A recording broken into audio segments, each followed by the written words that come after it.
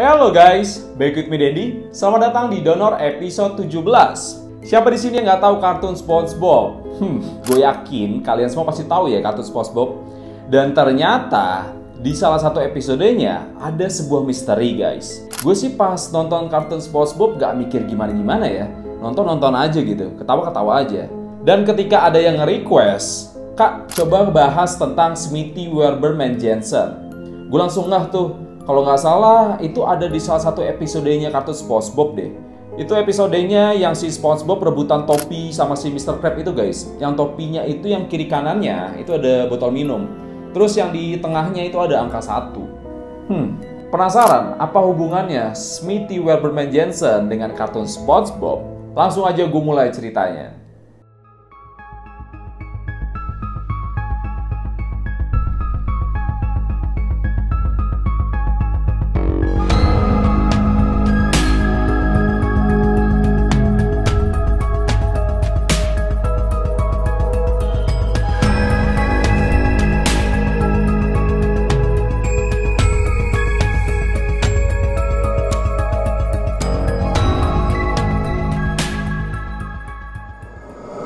Cerita ini dimulai dari seorang animator SpongeBob yang bernama Stephen Hillenburg. Seorang animator, penulis, dan juga produser yang lahir di tanggal 21 Agustus tahun 1961 di kota Oklahoma, Amerika Serikat.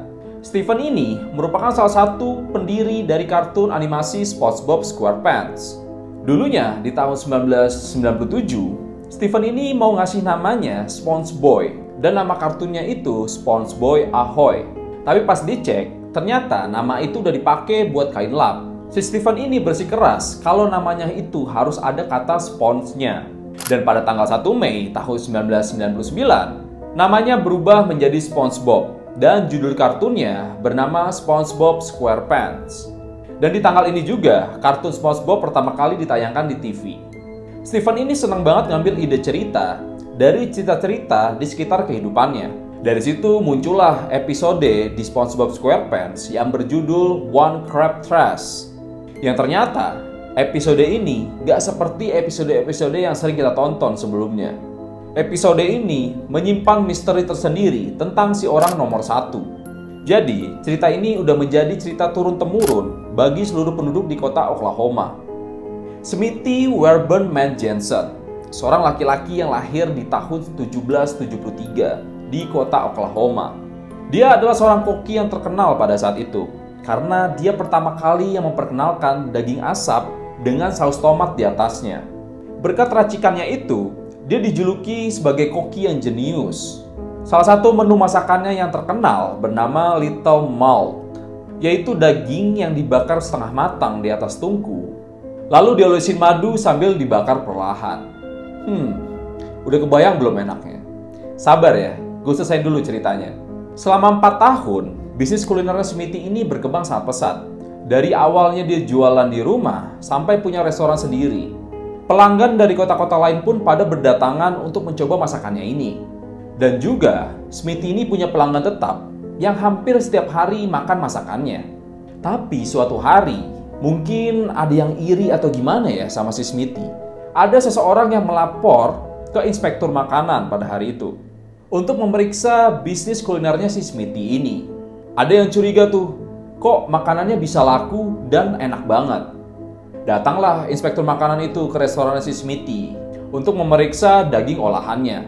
Setelah dicek, ternyata di dalam daging olahannya itu positif mengandung daging manusia guys.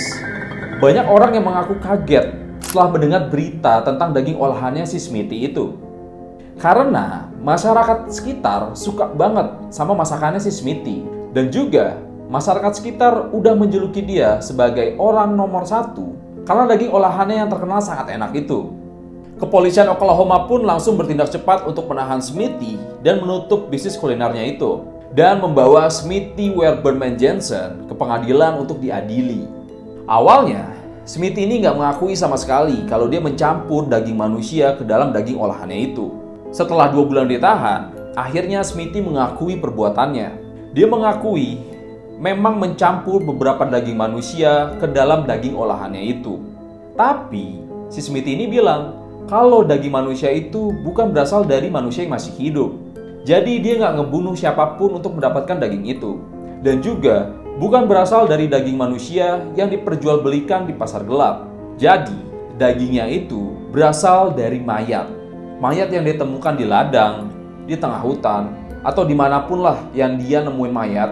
Itu mayatnya kemudian diambil, dibawa ke rumah. Terus dagingnya yang masih bagus itu diambil sama dia, dimasukin ke dalam daging olahannya itu terus dimasak. Jadi gue penasaran nih, rasa daging manusia itu enak ya ternyata ya. Siapa di sini yang udah pernah cobain daging manusia? Coba komen di kolom komentar. Gue pengen tahu rasanya kayak gimana.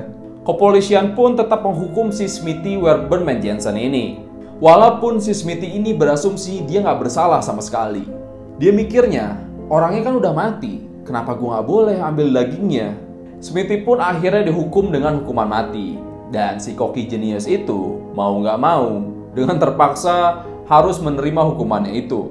Sebelum Smithy ini meninggal, dia meminta permintaan terakhir kepada pemerintah setempat agar makamnya nanti ditulis bukan dengan namanya, tapi dengan angka 1. Dia minta begitu untuk membuktikan kepada generasi selanjutnya kalau dia masih tetap menjadi orang nomor 1, walaupun sudah meninggal. Dan kabarnya, permintaan itu dipenuhin sama pemerintah setempat. Dengan konsekuensi, makam Smithy akan dirahasiakan oleh pemerintah Oklahoma demi alasan tertentu. Sebenarnya ya, urban legend tentang Smithy Werberman Jensen ini masih diperdebatkan kebenarannya. Karena riwayat hidupnya si Smithy ini yang sangat sulit buat ditelusurin. Dia sebelum jadi koki pekerjaannya apa, terus siapa istri dan anak-anaknya, dan lain-lain. Dan juga karena hal-hal yang berkaitan dengan Smithy Werberman Jensen sangat dirahasiakan oleh pemerintah Oklahoma. Begitupun lokasi makamnya. Konon, hanya penduduk asli Oklahoma aja yang tahu lokasi persis makamnya si Smithy Werberman Jensen. Dan kalau kalian berkunjung ke kota Oklahoma dan menanyakan kepada penduduk sekitar di sana, maka semua orang penduduk itu akan bilang dia adalah orang nomor 1 atau dia adalah si nomor 1. Sama seperti yang si SpongeBob bilang. Itu adalah topinya Tuan Crab. Dia orang nomor 1. Oke guys, jadi itu dia akhir dari cerita Smithy Werberman Jensen. Dan kayaknya gue setelah ini bakalan hati-hati banget nih nonton episodenya si SpongeBob. Bakalan gue cari tahu nih, ini episode ada misterinya atau enggak. Soalnya seru aja gitu. Ternyata di episodenya ini kayak menyimpan sebuah misteri tersendiri yang kita nggak tahu gitu kan. Ternyata orangnya ini real. Dan dibawa ke sebuah kartun yang, ya kartunnya lo tau sendiri kan, konyol banget gitu. Oke, buat kalian yang pengen gue bawain cerita-cerita horor atau kalian mau request gue ngebahas suatu kasus atau unsolved mystery, bisa banget langsung aja komen di bawah. Atau kalian pengen ngirim cerita horor kalian, bisa banget ya, nanti langsung aja kirim ke email yang bakalan gue masukin di deskripsi. Thank you so much for watching guys, sampai sini dulu, sampai ketemu di next episode, oke? Bye-bye!